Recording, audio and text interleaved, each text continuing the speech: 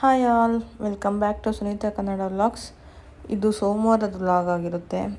ನಮ್ಮ ಅಣ್ಣ ಬಂದಿದ್ನಲ್ಲ, ಸೊ ಅವನು ಬೆಳಗ್ಗೆನೇ ಹೊರಡೋದಕ್ಕೆ ರೆಡಿ ಆಗ್ತಾ ಇದ್ದ. ನನಗಂತೂ ಕಣ್ಣೇ ಓಪನ್ ಮಾಡೋಕ್ಕಾಗ್ತಾ ಇರಲಿಲ್ಲ.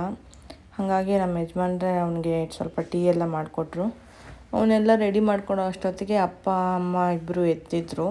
ನಮ್ಮಣ್ಣ ಬ್ಯಾಚುಲರ್ ಆಗಿರೋದ್ರಿಂದ ಅವನೇ ಅಡುಗೆ ಎಲ್ಲ ಮಾಡ್ಕೊತಾನೆ. ಸೊ ಹಾಗಾಗಿ ಬರಬೇಕಾದ್ರೆ ಅಪ್ಪ ಅಮ್ಮ ಊರಿಂದನೇ ಅವ್ನಿಗೊಂದಿಷ್ಟು ಸಾಂಬಾರು ಪೌಡ್ರು ಅದು ಇದು ಅಂತೆಲ್ಲ ತಂದಿದ್ರು ಐಟಮ್ಗಳು. ಅವನಂತೂ ಅವ್ನ ಕೆಲಸದಲ್ಲಿ ಸಿಕ್ಕಾಪಟ್ಟೆ ಬ್ಯುಸಿಯಾಗಿರ್ತಾನೆ. ಅವನಿಗೆ ಅವ್ನ ಬಟ್ಟೆ ಎಲ್ಲ ಒಗೆಯೋಕ್ಕೆ ಅಲ್ಲಿ ಟೈಮ್ ಸಿಗೋಲ್ಲ.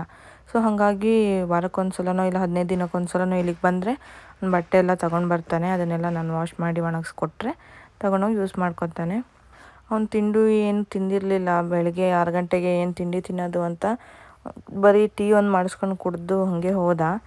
ಅವ್ನು ಹೋದ್ಮೇಲೆ ಸ್ವಲ್ಪ ಆಚೆ ಎಲ್ಲ ಕೆಲಸ ಎಲ್ಲ ಮುಗಿಸ್ಕೊಂಡು ನಮ್ಮಮ್ಮ ಹಾಗೆ ತಿಂಡಿ ಮಾಡಿಕೊಡ್ತಾಯಿದ್ರು. ತಿಂಡಿ ಎಲ್ಲ ತಿನ್ಕೊಂಡಾದ್ಮೇಲೆ ಸ್ವಲ್ಪ ಹಾಲು ಬೇಕಿತ್ತು. ಹಾಗೆ ಹಾಲು ತರೋಣ ಅಂತ ನಾನು ಹೊರಟಿದ್ದೆ. ನೋಡಿ, ಕಾಲೇಜ್ ಹುಡುಗಿರೆಲ್ಲ ಫುಲ್ ಜಿಗಿ ಜಿಗಿ ಅಂತ ರೆಡಿಯಾಗಿ ಹೋಗ್ತಾಯಿದ್ರು. ಇವತ್ತು ಹಬ್ಬ ಅಲ್ವಾ. Hi all, welcome back to my YouTube channel. So ಇದು ಮಂಗಳವಾರದ ಬ್ಲಾಗು. ನನ್ನ ಆಲ್ಮೋಸ್ಟ್ ಒಂದಿಷ್ಟು ಕೆಲಸಗಳು ಮುಗಿದ್ವು. ಸೊ ನಮ್ಮ ಅಪ್ಪ ಊರಿಗೆ ಹೊರಟಿದ್ದಾರೆ. ನಮ್ಮ ಅಮ್ಮನ ಒಂದು ಸ್ವಲ್ಪ ದಿನ ಉಳಿಸ್ಕೊತೀನಿ. ಇದು ನೆನ್ನೆದೇ ಕಂಟಿನ್ಯೂಯೇಷನ್ ವ್ಲಾಗು. ಸೊ ಇದು ಮಂಗಳವಾರ. ನಂಗೆ ನೆನ್ನೆ ಏನು ವೀಡಿಯೋ ಮಾಡ್ಕೊಳ್ಳೋದಕ್ಕಾಗಲಿಲ್ಲ. ಸೊ ಹಾಗಾಗಿ ಇದನ್ನೇ ಕಂಟಿನ್ಯೂ ಮಾಡೋಣ ಅಂತ ಹಾಕ್ತಿದ್ದೀನಿ. ಬೆಳಗ್ಗೆ ಎಲ್ಲ ನನ್ನ ಕೆಲಸ ಮುಗಿಸ್ಕೊಂಡು ನಮ್ಮಮ್ಮ ಎದ್ದು ತಿಂಡಿ ಮಾಡ್ತಾಯಿದ್ರು. ನಮ್ಮಮ್ಮ ಅಕ್ಕಿ ರೊಟ್ಟಿ ಸಖತ್ತಾಗಿ ಮಾಡುತ್ತೆ. ನನಗಂತೂ ತುಂಬ ಇಷ್ಟ.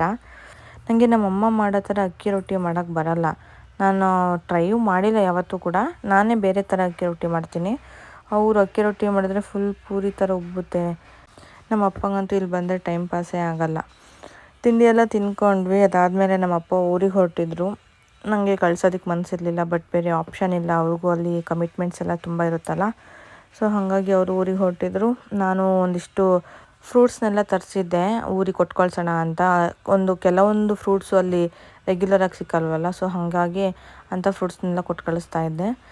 ನಮ್ಮ ಅಪ್ಪನಿಗೆ ನಮ್ಮ ಅಮ್ಮನ ನಾನು ಕಳಿಸಲ್ಲ, ನೀವು ಹೋಗ್ರಿ ಅಂತೆಲ್ಲ ಫುಲ್ಲು ಹೇಳ್ತಾ ಇದ್ದೆ. ನಂಗೆ ನಮ್ಮಪ್ಪ ಹೋಗ್ಬೇಕಾದ್ರೆ ಫುಲ್ ಬೇಜಾರಾಗ್ತಿತ್ತು. ಏನು ಮಾಡೋದು, ಅವ್ರಿಗೂ ಅಲ್ಲೊಂದಿಷ್ಟು ಕೆಲಸಗಳೆಲ್ಲ ಇರುತ್ತಲ್ಲ. ಸೊ ಹೋದರು. ನಮ್ಮ ಯಜಮಾನ್ರು ಬರೋದು ಸ್ವಲ್ಪ ಲೇಟ್ ಆಯಿತು. ಅದಕ್ಕೆ ಅವ್ರು ಆಟೋ ಹತ್ಕೊಂಡು ಹೋಗ್ಬಿಟ್ರು. ಅವ್ರು ಹೋಗಿದ್ದು ಒಂದು 5 ನಿಮಿಷಕ್ಕೆ ನಮ್ಮ ಯಜಮಾನ್ರು ಕೂಡ ಹೋದರು. ಹೋಗಿ ಅವ್ರನ್ನ ಬಸ್ ಹತ್ತಿಸ್ಬಿಟ್ಟು ಬಂದರು. ನೋಡಿ ಯಾರು ಹೋಗ್ತಿದ್ದಾರೆ ನಮ್ಮ ಅಂಗಡಿ ಮುಂದೆ. ಮುಂಚೆ ಎಲ್ಲ ರೆಗ್ಯುಲರಾಗಿ ನೋಡ್ತಾ ಇದ್ದೆ. ಬಟ್ ತುಂಬ ದಿನ ಆಗಿತ್ತು ನೋಡಿರಲಿಲ್ಲ. ನೋಡಿ ಹೆಂಗೆ ಹೋಗ್ತೈತೆ ಆನೆ. ಅಲ್ಲಿಂದ ಸೀದಾ ನಾನು ನೆಕ್ಸ್ಟು ಮನೆಗೆ ಹೋದೆ. ಊಟ ಎಲ್ಲ ಮುಗಿಸ್ಕೊಂಡು ಸಂಜೆ ನಮ್ಮಮ್ಮ ಬರ್ತಾ ಜೋಳ ತಗೊಂಬಂದಿದ್ರು. ಅಲ್ಲಿ ನಮ್ಮ ಊರಲ್ಲೆಲ್ಲ ಬೆಳೀತಾರೆ. ನಾನು ಇಲ್ಲಿಗೆ ಬಂದ ಮೇಲೇ ಜೋಳನೆಲ್ಲ ದುಡ್ಡು ಕೊಟ್ಟು ತಿಂದಿದ್ದು. ನಾವು ನಮ್ಮ ಮನೇಲಿದ್ದಾಗ ನಮ್ಮ ಊರಿಂದ ಯಾವಾಗಲೂ ಜೋಳ ಬರೋದು. ಸೊ ಅದನ್ನೇ ತಿಂತಿದ್ವಿ. ಇಲ್ಲಿಗೆ ಬಂದಮೇಲೆ ಇಲ್ಲಿ ಏನು ಬೇರೆ ಆಪ್ಷನ್ ಇಲ್ಲವಲ್ಲ. ತಿನ್ನಬೇಕು ಅನ್ನಿಸ್ದಾಗ ದುಡ್ಡು ಕೊಟ್ಟೆ ತೊಗೊಬೇಕು. ಸೊ ಬಂದು ಬೇಯಿಸ್ದೆ ತಿನ್ನೋಣ ಅಂತ. ಹಾಗೆ ನಮ್ಮ ಯಜಮಾನ್ರಿಗೂ ತಗೊಂಡು ಹೋಗೋಣ ಅಂತ ಅಂದ್ಕೊಂಡೆ. ಫುಲ್ ಮಳೆ ಶುರು ಆಯಿತು. ಒಂದು 5 ನಿಮಿಷದ ಮುಂಚೆ ಫುಲ್ ಬಿಸಿಲಿತ್ತು. ಆಮೇಲೆ ನೋಡಿದ್ರೆ ಫುಲ್ ಮಳೆ. ಅಯ್ಯೋ, ಈ ವೆದರ್ನಂತೂ ಪ್ರಿಡಿಕ್ಟೇ ಮಾಡೋಕ್ಕಾಗ್ತಾಯಿಲ್ಲ. ಏನು ಮಾಡೋದು. ನಮಗಂತೂ ಅಪ್ಪನ ಊರಿಗೆ ಕಳಿಸಿ ಫುಲ್ ಮನೆಯೆಲ್ಲ ಬಿಕೋ ಅಂತಿತ್ತು. ಯಾರಾದರೂ ಮನೇಲಿದ್ದು ಸಡನ್ನಾಗಿ ಊರಿಗೆ ಹೋಗ್ಬಿಟ್ರೆ ಮನೆ ಫುಲ್ ಖಾಲಿ ಖಾಲಿ ಅನಿಸುತ್ತೆ. ಮನೆಯಲ್ಲಿ ಬರೀ ನಾನ್ ವೆಜ್ಜೇ ಆಯಿತು. ಹಾಗೆ ಹಬ್ಬ ಬೇರೆ ಬಂತಲ್ಲ. ಸೊ ಹಾಗಾಗಿ ಏನಾದರೂ ಸ್ವೀಟ್ ಮಾಡೋಣ ಅಂತ ಅಮ್ಮ ಪಾಯಸ ಮಾಡಿಕೊಡ್ತೀನಿ ಅಂತ ಹೇಳಿ ರೆಡಿ ಮಾಡ್ತಿತ್ತು. ಪ್ಯಾನಲ್ಲಿ ಒಂದು ಸ್ವಲ್ಪ ತುಪ್ಪ ಹಾಕ್ಕೊಂಡು ಅದಕ್ಕೆ ಶಾವಿಗೆನ ಹಾಕ್ಕೊಂಡು ಎಷ್ಟು ಬೇಕೋ ಅಷ್ಟು ಹಾಕ್ಕೊಂಡು ಚೆನ್ನಾಗಿ ಶಾವಿಗೆನ ಫ್ರೈ ಮಾಡ್ಕೊಬೇಕು. ಸೊ ಒಂದು ಸ್ವಲ್ಪ ಗೋಲ್ಡನ್ ಕಲರಿಗೆ ಟರ್ನ್ ಆಗೋವರೆಗೂ ಚೆನ್ನಾಗಿ ಫ್ರೈ ಮಾಡ್ಕೋಬೇಕು. ಅದಾದಮೇಲೆ ಸಬ್ಬಕ್ಕಿನ ಒಂದು ಸ್ವಲ್ಪ ಮುಂಚೆನೇ ನೆನೆಸ್ಕೊಂಡು ಇಟ್ಕೊಬೇಕು ನೀರಲ್ಲಿ. ಯಾಕೆಂದರೆ ಅದು ಬೇಯೋಕ್ಕೆ ತುಂಬ ಟೈಮ್ ಹಿಡಿಯುತ್ತೆ. ಆಮೇಲೆ ನೀವು ಯಾವ ಪಾತ್ರೆಯಲ್ಲಿ ಪಾಯಸ ಮಾಡಬೇಕು ಅಂದ್ಕೊಂಡಿರ್ತೀರೋ ಅದನ್ನು ಒಂದು ಸ್ವಲ್ಪ ನೀರು ಬಿಸಿ ಮಾಡ್ಕೋಬೇಕು.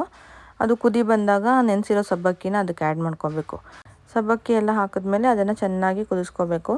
ಕುದಿಸ್ಕೊಂಡು ಅದೆಲ್ಲ ಚೆನ್ನಾಗಿ ಬೆಂದ ಮೇಲೆ ಅದಕ್ಕೆ ನಾವು ಎಷ್ಟು ಬೇಕೋ ಅಷ್ಟು ಹಾಲು ಹಾಕ್ಕೋಬೇಕು. ಹಾಲು ಹಾಕ್ಕೊಂಡಾದ್ಮೇಲೆ ಅದನ್ನು ಚೆನ್ನಾಗಿ ಕುದಿಸ್ಕೋಬೇಕು. ಚೆನ್ನಾಗಿ ಕುದಿಸ್ಕೊಂಡಾದ್ಮೇಲೆ ನಮಗೆ ಎಷ್ಟು ಬೇಕೋ ಅಷ್ಟು ಶುಗರ್ ನೋಡಿಕೊಂಡು ಶುಗರ್ ಹಾಕ್ಕೋಬೇಕು. ನಮಗೆ ಸ್ವಲ್ಪ ಸಪ್ಪೆ ಇದ್ದರೆ ಚೆಂದ. ಅಂದರೆ ತುಂಬ ಸ್ವೀಟ್ ಆಗಿಬಿಟ್ಟು ತಿನ್ನೋಕ್ಕಾಗಲ್ಲ. ಶುಗರೆಲ್ಲ ಹಾಕಾದ್ಮೇಲೆ ಫ್ರೈ ಮಾಡಿ ಇಟ್ಕೊಂಡಿರೋ ಶಾವಿಗೆನ ಅದಕ್ಕೆ ಹಾಕ್ಕೊಬೇಕು. ಹಾಕ್ಕೊಂಡು ಅದನ್ನು ಒಂದು ಸ್ವಲ್ಪ ಹೊತ್ತು ಹಾಲಲ್ಲಿ ಬೇಯಕ್ಕೆ ಬಿಡಬೇಕು. ಅದಕ್ಕೆ ಒಂದೆರಡು ಏಲಕ್ಕಿ ಜಜ್ಜಿ ಹಾಕಿದ್ರೆ ಫ್ಲೇವರ್ ಕೂಡ ತುಂಬ ಚೆನ್ನಾಗಿ ಬರುತ್ತೆ. ಇದಕ್ಕೆ ಕೆಲವರು ಬಾದಾಮಿ ಪೌಡ್ರ್ ಹಾಕ್ತಾರೆ, ಬಟ್ ನಾನಿಲ್ಲಿ ಹಾಕಿಲ್ಲ. ಶಾವಿಗೆ ಎಲ್ಲ ಬೇಯೋ ಅಷ್ಟೊತ್ತಿಗೆ ಇನ್ನೊಂದು ಕಡೆ ಡ್ರೈ ಫ್ರೂಟ್ಸ್ನ ಫ್ರೈ ಮಾಡ್ಕೊಳ್ಳೋದಕ್ಕೆ ಒಂದು ಪ್ಯಾನಲ್ಲಿ ಒಂದು ಸ್ವಲ್ಪ ತುಪ್ಪ ಹಾಕಿ ಅದಕ್ಕೆ ಚಾಪ್ ಮಾಡಿರೋ ಡ್ರೈ ಫ್ರೂಟ್ಸ್ನ ಹಾಕ್ಕೊಂಡು ಚೆನ್ನಾಗಿ ಫ್ರೈ ಮಾಡ್ಕೊಬೇಕು. ನಾನಿಲ್ಲಿ ದ್ರಾಕ್ಷಿ ಹಾಕ್ಕೊಂಡಿಲ್ಲ, ನಂಗೆ ಅದು ಇಷ್ಟ ಆಗೋಲ್ಲ ತಿನ್ನೋದಕ್ಕೆ. ಗೋಡಂಬಿ ಬಾದಾಮಿ ಮಾತ್ರ ಹಾಕ್ಕೊಂಡು ಅದನ್ನು ಚೆನ್ನಾಗಿ ಫ್ರೈ ಮಾಡಿಕೊಂಡು ಅದನ್ನು ಪಾಯಸಕ್ಕೆ ಆ್ಯಡ್ ಮಾಡಿದ್ರೆ ಫಿನಿಶ್ ಆಯಿತು. ಸಿಂಪಲ್ಲಾಗಿ ಬೇಗ ಮಾಡ್ಕೋಬೋದು, ತುಂಬ ಚೆನ್ನಾಗಿರುತ್ತೆ ತಿನ್ನೋದಕ್ಕೆ. ಸೊ ಇದಾಗಿತ್ತು ಇವತ್ತಿನ ವ್ಲಾಗು. ಯಾರೆಲ್ಲ ನನ್ನ ಚಾನಲ್ನ ಸಬ್ಸ್ಕ್ರೈಬ್ ಮಾಡ್ಕೊಂಡಿಲ್ವೋ ಪ್ಲೀಸ್ ಸಬ್ಸ್ಕ್ರೈಬ್ ಮಾಡ್ಕೊಳ್ಳಿ. Thank you for watching.